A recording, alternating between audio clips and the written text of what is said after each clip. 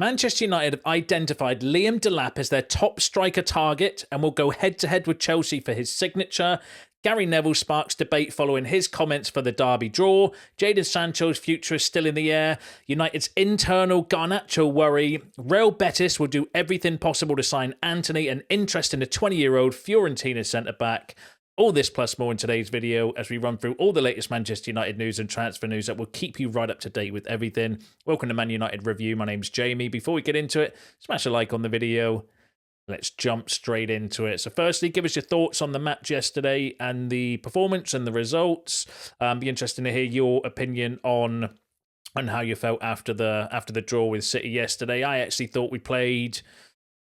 I thought we played quite well for ourselves. We defended well, starting to build a little bit of a foundation, I think. I think there were moments where we kind of looked quite good playing out from the back, which was good. And overall, I kind of felt we had the better chances in the games as well. So I was, was it, the most entertaining game? No, but are we in a position where we can go toe-to-toe with City and, score tons of goals? We can't score goals, and that's the same problem. It's always going to be there. It's the same issue all season. We do not have goal scorers in the kind of team, so it is what it is. But I thought there were areas and still signs of improvement, still things we can work on and develop and do a little bit better. But I actually thought it was, yes, was it the most entertaining game? No, but from our perspective, I actually thought we played quite well. We're not a team that's had a manager for however many years that's won multiple titles and had £150 million to spend on them in the summer. We're a team with a new manager that came in November that's trying to change the fundamentals of the play style of United. That's had no money spent on him apart from Patrick Dorgu. So, you've got to put things in the kind of context, and it's just the same issue with us. We just can't score goals. We can create chances, and I thought we had the better of the chances against City. But we kept them at arm's length. I didn't think they were a threat at all. I think we had the best chances. Again, just can't score goals, and that's the issue with the team. That's the same. That's going to continue for the rest of the season because I don't think it's a system issue or a tactical issue. It's a personnel issue. We don't have the right personnel to score enough goals or to bury our kind of chances. Ruben Amorim said exactly the same thing as well. He said, we blocked Man City's qualities well. We played a different game to Forest. We're improving, but we have to correct this lack of goals that is costing us points. And I totally agree. That's exactly where we are as a team and a squad. The lack of goals in this team is costing us points. And it has done all seasons as well because... and that can only be addressed for me with personnel changes. I don't think we've got the quality up front. To it's not like a light bulb's just going to instantly switch and we're going to have a lot more goals in the team. I think we need to change some. We need freshen up front as well. And that's actually kind of, so Mark Ogden said a similar thing as well regarding United's attack, saying that Manchester United's lack of attacking threat was identified by the scouting team headed by Jason Wilcox and Christopher Vivell before Ruben Amorim arrived as manager of the club. So they're obviously in charge of the recruitment and bits like that as well. So that's kind of, interesting coming from Mark Ogden, who's a decent source as well, saying that Christopher Vivell, Jason Wilcox already identified the lack of a threat up front as a major issue for United, and it is what it is. It is what it is. But overall, we didn't lose, and that's a positive in my opinion. Like, how many times have we been absolutely smashed by City recently, and to actually kind of stand our ground and come away from it actually disappointed with a draw? Is signs for improvement. That says more about us or where Man City are currently. I don't know, but yeah, overall. Yeah, it is what it is. We are where we are, and that's the kind of season that's going to be the same for the rest of the season as well. But give us your thoughts in the comments below. It'll be interesting to hear what your take on the match and the performance.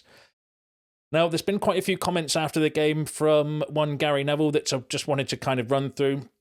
So he said, the congratulations and hugs I am seeing show that both teams are happy with a 0-0 draw. The best teams in Manchester United and Manchester City would be very disappointed at the end of the game.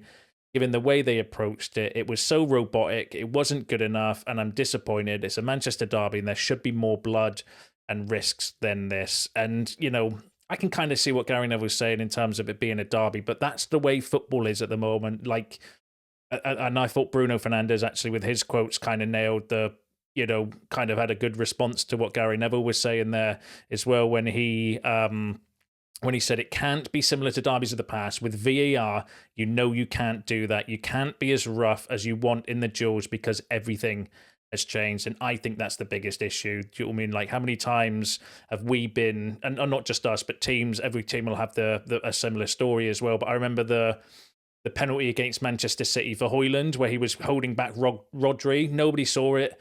Nobody had batted an eyelid, but VAR got involved, gave City a penalty, and that's the sort of shit that's ruining football, in my opinion. The Casemiro one got sent off was for grabbing, I can't remember, was it Derby, where he grabbed... was it Hughes? I think it was. So apparently grabbed him by the throat. The replay showed no, he grabbed him by the collar, got sent off himself. So you have a little bit of argy-bargy in these games, and you're just going to get binned and sent off. So, you can't go into that. That's football now. And unfortunately, with VAR, that's the way it's going to be, in my opinion, because... there is you can't get away with anything because they'll pull a decision back that wasn't even a decision, that didn't need to be overturned, yet they'll create something out of nothing, and it puts the players on edge. So you can't kind of do it. So I do agree with Bruno's kind of response to that as well, that you're not going to have blood and thunder games anymore, unfortunately, because everyone would just get sent off, because VAR will review everything to the 10th degree and microscopically analyze, was his toenail quite, in an unnatural position, and then the player will get binned and stuff. So I do agree with Bruno on that one. That's the way football is, unfortunately. And I think unless you get rid of VAR, not going to change, and just let the players kind of have a little bit more freedom and on the pitch as well. But, that's my opinion on it. But give me yours in the comments. Be interesting to hear yours. And I also thought Ruben Amorim gave a good response to Gary Neville's comments, saying that regarding Amorim on Gary Neville's comments that the derby was lacking a blood and thunder risk. He said, I understand that Gary Neville is critical of everything.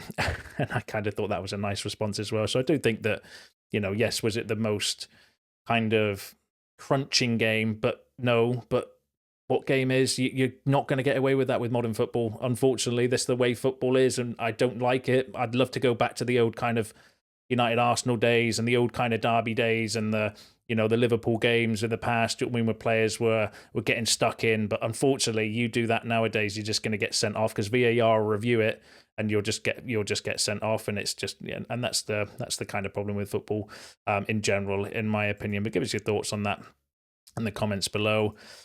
Now, I do actually agree with Gary. Well, kind of agree with Gary Neville, was what he said regarding the attack. He said the three up front are not good enough, and the two wing backs are not good enough. They need 5 players. They need to serve him the 5 players who are good enough in this system and able to play his system the way that he wants. So give us your thoughts on what Gary Neville was saying regarding signings and players, effectively saying that United need 5 new players.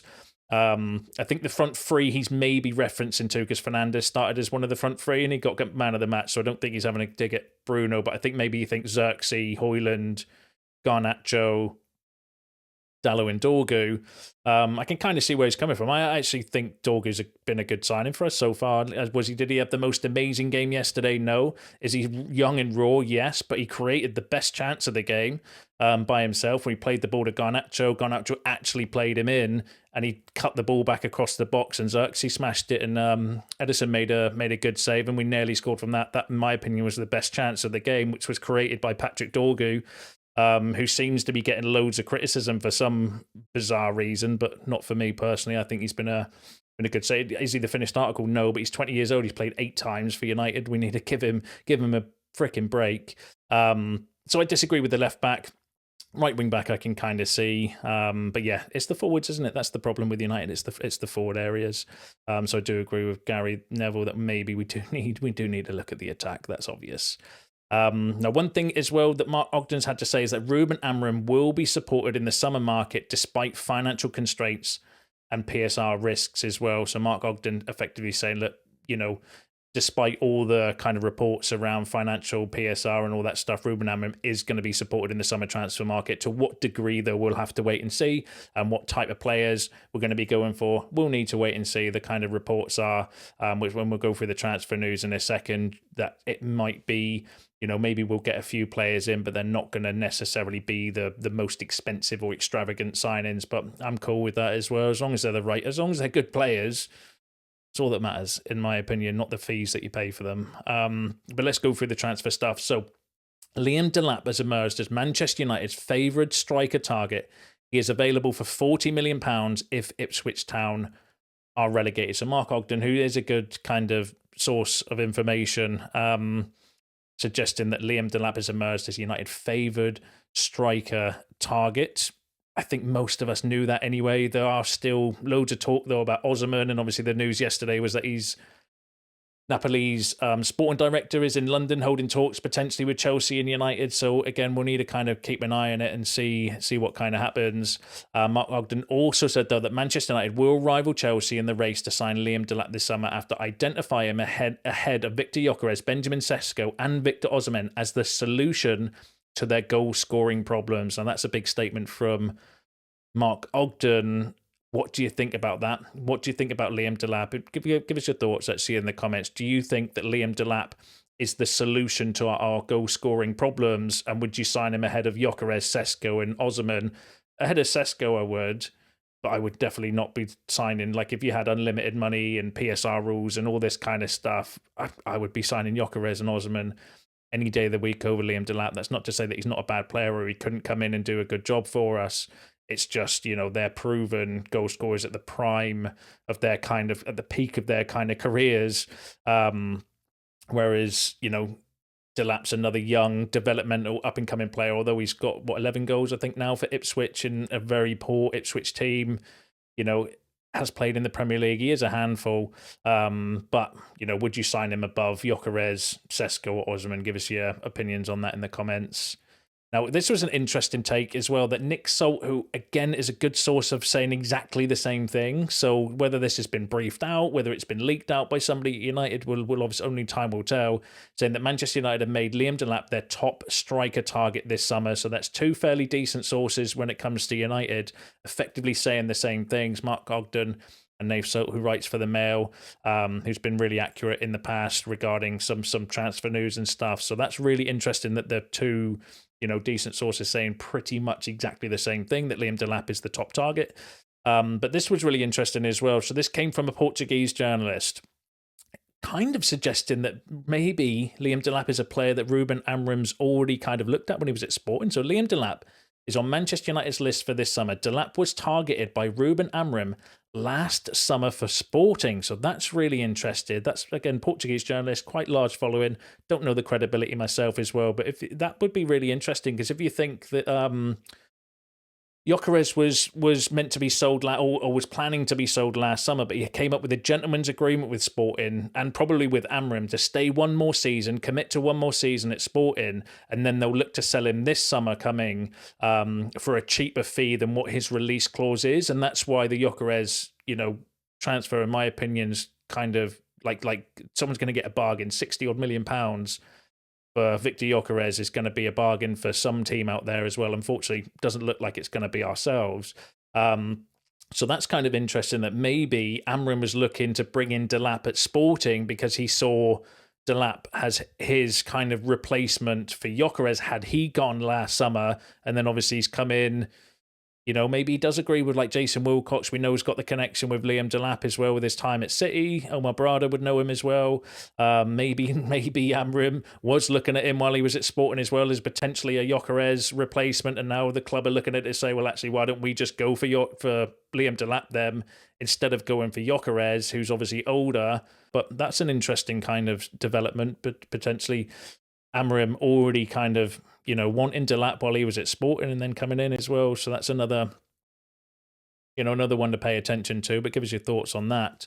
And then this journalist, I don't know the credibility, is more connected with Manchester City, but been reposted by some decent places saying that Manchester United have joined the race to sign Liam Delap, but Chelsea are seen as front runners to secure his signature. So it does look like, going off the reports, Delap's the top kind of striker target as of today. That probably will change tomorrow, or maybe at the time you're recording this video when we'll have news about another striker. That's just how it's going to be between now and the summer. So I'll try and bring everything to you, share my kind of thoughts, but also tell you the credibility of stuff where it's coming from as well, because we are going to have, we'll probably get linked with Samuel Agehauer tomorrow and that we're scouting him and stuff. That's just how it's going to be with the media and the way that it kind of all works regarding it as well. But there's no smoke without fire. Liam Delap, I've always felt, had been, the more likely striker that we're going to go for.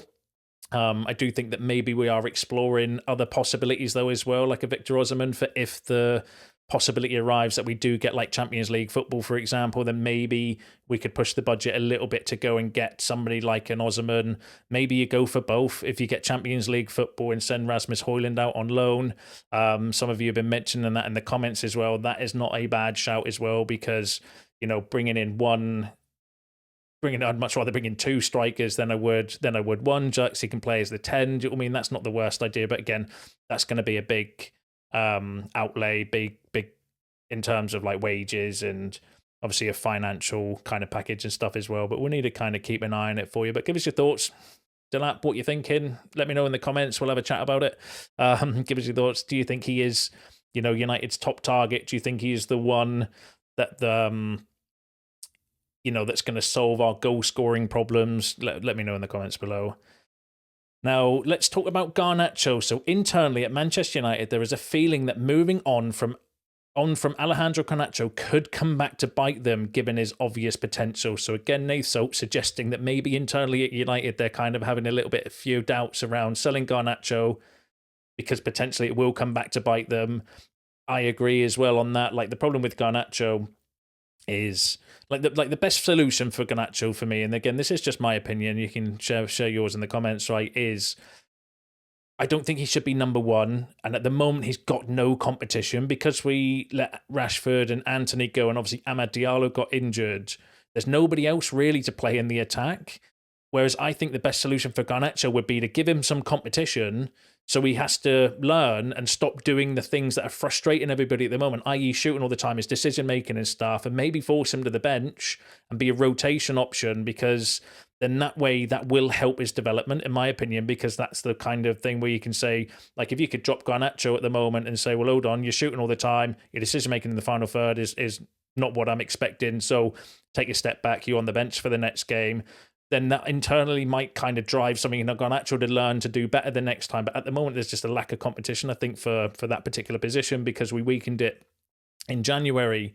So I think the best solution for me personally would be to have Garnacho as a rotation option, but have somebody to come in that's competing with him, and let the best man win in that position. But obviously the financial element of selling Garnacho is maybe what we're kind of looking for as well. Maybe he wants to go himself. Maybe, like, I think I mentioned this on a previous video, I can't remember, but what if Garnacho doesn't want to be a 10? What if he wants to be a left winger and he just wants to stay on the left wing, cut inside and shoot for the rest of his career, right? And that can't be dismissed as well. If he doesn't want to play in this kind of inside inverted 10 or on the right, maybe he does want to look for a move as well. But I do think it will be one of those. I think he'll go away and potentially develop and grow and look fantastic, and then we'll end up with pie on our face. But you know, it is what it is. It is what it is. But yeah, give us your thoughts on the Garnacho situation. Now, this was another interesting story coming from Italian journalists, where they were saying that United are interested in Fiorentina centre-back Pietro Comuzzo, 20 years old, and have sent scouts to watch him several times in recent games. Now, that would be a decent... He's not a player that I've watched a ton of. I've watched his highlights. Like, this is one of those players that on his highlights actually looks really good. Looks like he would tick a lot of the boxes in terms of being an aggressive, front-footed kind of defender that can come out and press. You know, like Amorim wants the defenders to come out and press and win the ball off the attackers. Does seem to have that kind of skill set. Statistically, though, doesn't stand out at all. So he does look like an aggressive defender. Does play in a back 3 for Fiorentina as well, so we'd kind of know the system and understand the system as well. He's got a good switch of play, looks fairly decent, but I don't know too much about him. He's not a player that I've kind of studied loads or anything, so I will bow to your knowledge in the comments. Give us your thoughts. Good signing, bad signing, valued at 25 million euros on transfer market, so potentially wouldn't be one that's necessarily gonna break the bank. Obviously young, ticks the box of being young, developmental, up and coming, Italian as well. So yeah, pay attention to it for you, but give us your thoughts on that in the comments below. Let's run through the rest of the news quickly. So Chelsea will decide in May whether they want to sign Jadon Sancho permanently for £25 million or send him back to Manchester United for £5 million. That came from Fabrizio Romano, still suggesting that maybe Chelsea have not made their mind up on Sancho and that there's a possibility that they'll pay the £5 million kind of break clause to break the obligation to buy, send him back. But Romano did say in the same video as well that regardless of what happens, United do not want Sancho back. So even if we get him back, we will then look to sell him. There are rumours that maybe Dortmund would be coming back in for him as well. And I think with his lower kind of transfer fee, maybe there would be a deal to be done there. And obviously with Sancho himself now, maybe he would be more inclined to take some sort of pay cut to go somewhere else if Chelsea bin him off as well, and then United are like binning him off as well. So hopefully either way there'll be hopefully some resolution to this issue. I mean, I just hope Chelsea sign him, but keep an eye on it for you. Now, Real Betis sporting director has said the following regarding Antony: it's still early, but we'll try in different ways to do everything possible to continue enjoying Antony. So that came from reports in Spain. I tell you what you can do to enjoy Antony: pay up for him, because he's having an outstanding season for them. Put himself right in the shop window. There are reports that like Atletico Madrid and clubs in Italy are looking for him as well, potentially interest in Saudi, but whether he'll want to go to Saudi or not is entirely up to him. But if Real Betis want him, pay up, and that's it. We will try to do everything we can possible. We'll tell you what you can do is you can pay the money for him, and then he's yours, I think. And the final story I've got for you is Johnny Evans and Aiden Heaven are both on grass training and making positive recovery. Aiden's rehab is going well, and United are making sure not to rush him back too soon. That came from Sully Talks, who's been very good recently regarding injury news and behind the scenes kind of stuff at United. So that's positive that Aiden Evans kind of come back and the injury is not as severe. Missed a few weeks, but thankfully there's been an international break within that kind of time as well. Hopefully he'll be back soon. He did kind of post that himself on his Instagram page the other day as well. And it'd be nice for Johnny Evans to maybe make an appearance before the end, like a goodbye, a farewell appearance towards the end of the season, because the Premier League games are pretty much dead to us at the moment anyway. We've not really got anything to play for in the Premier League. It's all about the Europa League. So maybe, Johnny Evans can get a farewell, an Old Trafford farewell before the end of the season, before he potentially goes on to retire, because that's what's believed is going to be happening in the summer as well. So I think he kind of deserves it for not just his time recently, but also, the previous time when he was at United as well. So he's been a good servant to the club, I think, Johnny Evans. So that'd be nice for him to get a bit of a goodbye from the Old Trafford crowd. But let me know your thoughts on that in the comments. Let me know your thoughts on all the other topics discussed in today's video, because that's you all up to date with the latest Manchester United news and transfer news. Smash a like on the video on your way out. Subscribe to the channel if you are new. See you in the next one.